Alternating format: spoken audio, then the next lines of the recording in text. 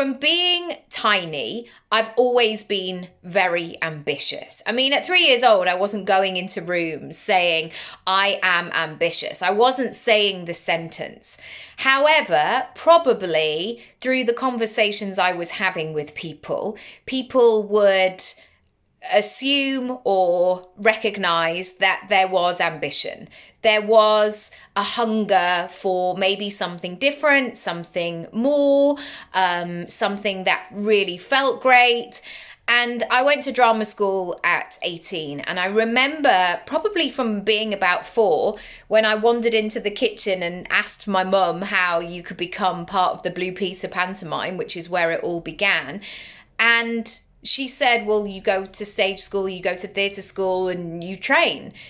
And I just kind of wandered out. She was probably ironing or something in the kitchen. I just kind of wandered out like, okay, good to know. And it lodged in my brain. Like, okay, I'll do that then. This is what I'm going to do. I'm going to take the steps in order to make that happen. However, when I started saying that to people, it was greeted with a mixed response.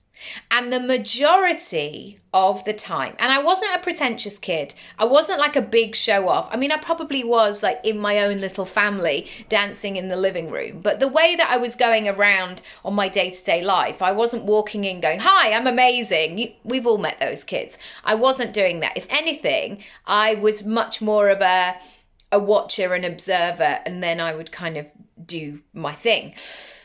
Or like it would take me a while to be really comfortable and confident, and I would know those rooms from an early age.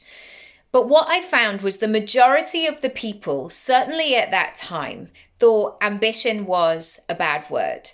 They didn't like children being too confident. They were taken aback if you knew what you wanted. There was always this sort of protection thing of like, but that's very competitive. I don't, well, you know, I mean, I actually had a teacher who said, if it doesn't work out, you'd be a great pole dancer. Yeah, that's another story for another time. But the final point that I want to make today, I mean, yeah, I don't think I would be a great pole dancer, actually. I don't have a lot of core strength, but I could work on it if it all goes wrong. But my final point is this. People who were also ambitious never told me off for my ambition.